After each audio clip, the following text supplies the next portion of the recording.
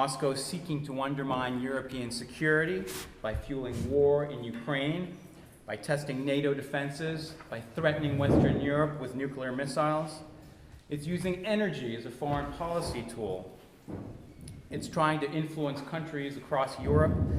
It's punishing critics in ways that are both incredibly crude, but also very nuanced and very complex. The Kremlin is also exporting corruption. It's financing radical parties across Europe.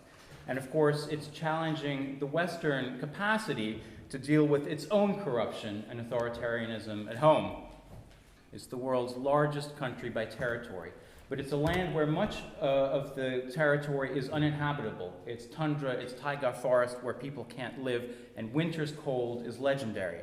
I would submit that governing such a vast and difficult and unruly country where it's complicated to live perhaps explains why corruption is at the center of the Russian system, because corruption is a very easy way of enacting top-down control. So the state as a sham.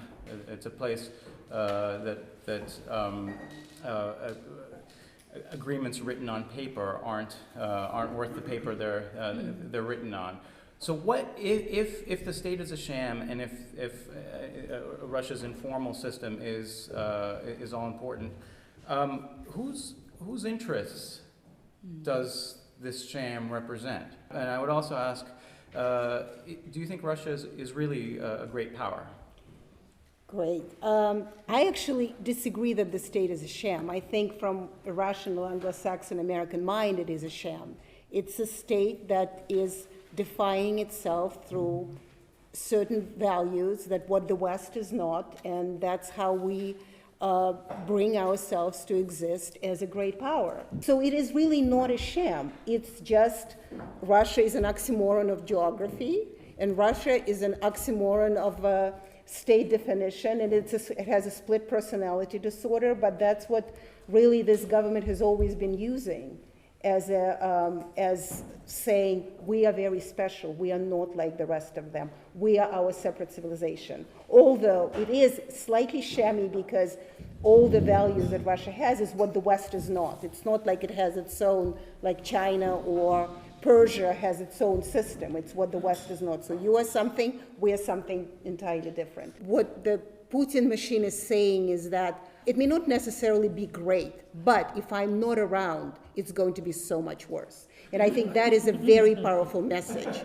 because what they have now is, oil prices are $65 a barrel, which is not 105 that Russia needs. However, it's better than below 50 that it was. Dollar is stabilized at 54 rubles, which is once again worse than it was, but it's not at 80 rubles a dollar. I just taught a course at Moscow University, and they're saying we have an iPhone and we have a BMW and we are the great power because we showed it to the West that we cannot be sort of pushed around. So whatever you consider a sham is that communal mentality. It can be 11 time zones, but it has this culture of unity that you know yourself. It's in anthropology, it's called high context culture. It's very difficult for the outsiders to understand, but for the insiders, it's a given. Russia needs to be engaged by being understood.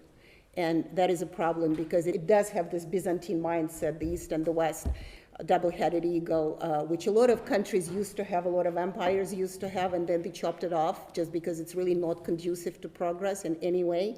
And so there are 4 countries remain with that symbol, and Russia is a nuclear superpower with double egos, which is sort of problematic because you look east and west, but you cannot really look forward.